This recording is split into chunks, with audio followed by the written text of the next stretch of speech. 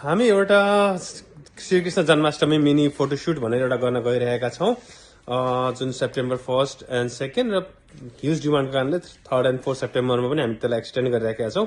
यस वर्षको सेप्टेम्बर 6 मा चाहिँ जन्माष्टमी परेको छ।